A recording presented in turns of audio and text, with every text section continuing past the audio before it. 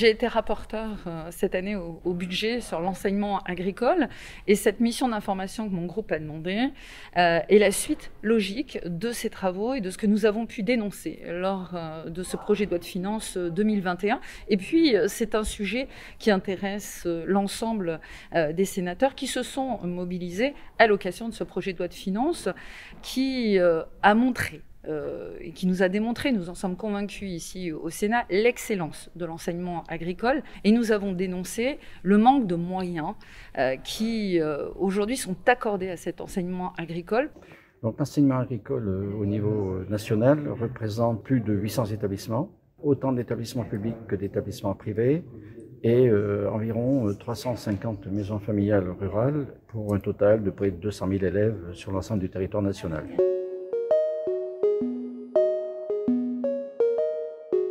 Elle a plusieurs objectifs.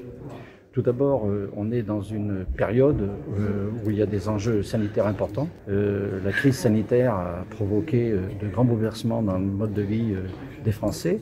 Et en particulier, on s'aperçoit qu'il y a actuellement un retour à la campagne, en termes général, sur l'ensemble du territoire national. Ce retour à la campagne ne va pas être seulement ponctuel, il va être dans le temps relativement important, et je pense que c'est un enjeu qui est assez considérable sur les motivations des jeunes pour l'enseignement agricole dans les années à venir. L'enseignement agricole est le premier enjeu de la filière agricole et aujourd'hui des défis qu'elle a à relever dans sa production, dans sa transformation et dans la vente.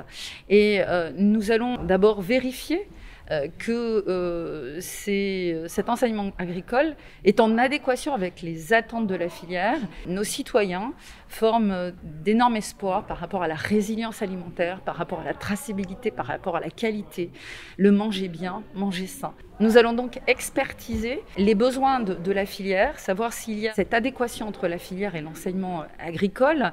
Et puis, nous allons être force de proposition sur les pistes d'amélioration de cet enseignement agricole. Nous sommes encore une fois ici convaincus de cette excellence, mais nous devons obtenir les moyens qui vont avec ces défis majeurs de la filière agricole.